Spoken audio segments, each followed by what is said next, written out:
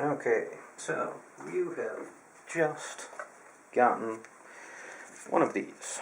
This is a digital SLR. This just so happens to be the Canon 40D.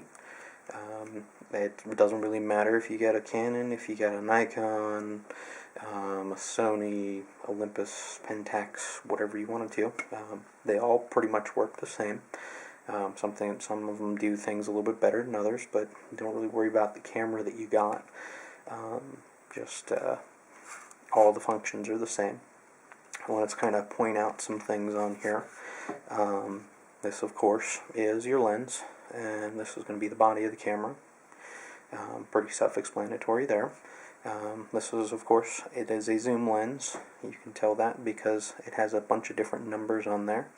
If it were just what I would call a prime lens or not a zoom lens, it would only have one number there, and it wouldn't have this zoom. It would just have the focusing ring. This is your focusing ring. When we go ahead and we turn the camera on, well, of course there's no memory card in there, but the major thing we want to look at is the numbers on the top here. This little readout is going to tell you what all your exposure is. These are going to be your preset modes. So you've probably been shooting with your camera for a little bit and figured out that if I leave it on the green mode, it does a pretty good job. Or you can use the little presets, so the person for portrait mode and so on and so forth, the little running person for action. We're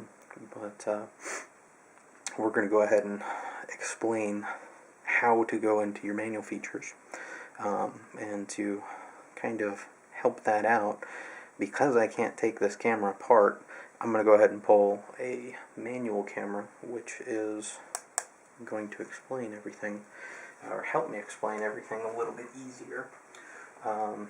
This is an old Canon camera. It was made early 70s. It's a full manual 35mm film camera.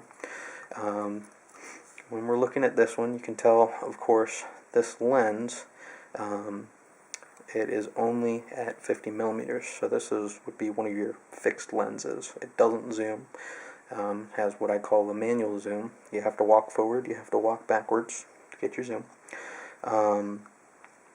This one actually has an aperture ring on it, so to change your aperture you just rotate the dial.